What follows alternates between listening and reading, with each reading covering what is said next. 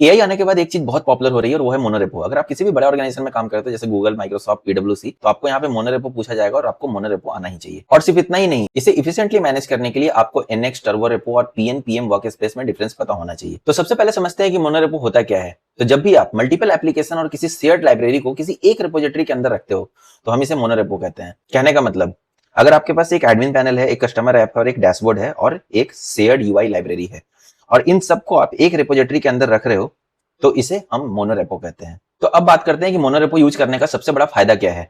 तो देखो, आपके पास मल्टीपल एप्लीकेशंस हैं, customer, admin panel, dashboard application, but एक शेयर्ड यूआई लाइब्रेरी है और आपने शेयर्ड यूआई लाइब्रेरी के अंदर कुछ भी चेंज किया और जो भी कंपोनेंट इसको यूज कर रहा था, चाहे वो जिस भी एप्लीकेशन के अंदर आता हो, वो सारे में ये ऑटोमेटिकली इंप्लीमेंट हो जाएगा और आपको हर जगह पर जाकर के चेंज नहीं करना पड़ेगा। मतलब एक रिपोजिटरी, एक git history, but shared code. और मोनोरेपो यूज करने के लिए हमें कुछ पैकेज मैनेजर और कुछ टास्क रनर के बारे में जानना पड़ेगा। तो इसमें सबसे पहले आता है पीएनपीएम वर्क स्पेस। तो इसका बस इतना काम है कि रेपो के अंदर मल्टीपल पैकेज को इफिशिएंटली कनेक्ट करे। कहने का मतलब, अगर आपके रिपोजिटरी में दो एप्लीकेशन है, एक एडमिन पैनल और एक डैशबोर्ड, तो यहाँ पे पीएनपीएम इन लाइब्रेरी को लोकली लिंक कर देता है। इसका मतलब होता है कि हर चेंजेस के बाद ये डिपेंडेंसी को बार बार पब्लिश करने की जरूरत ना पड़े और हर चेंजेस के बाद इसे बार बार इंस्टॉल करने की जरूरत ना पड़े। तो इसके कारण इंस्टॉलेशन फास्ट हो जाती है और डिपेंडेंसी मैनेज करना बहुत ईजी हो जाता है। सेकंड पॉइंट आता है टर्बोरेपो। मान लो कि तुमने कोई बटन को चेंज किया और वो बटन तुम्हारे तीनों एप्लीकेशन में से सिर्फ एक ही एप्लीकेशन में यूज हो रहा है, तो ये तीनों एप्लीकेशन को रीबिल्ड नहीं करेगा, ये सिर्फ एडमिन पैनल वाले एप्लीकेशन को ही रीबिल्ड करेगा।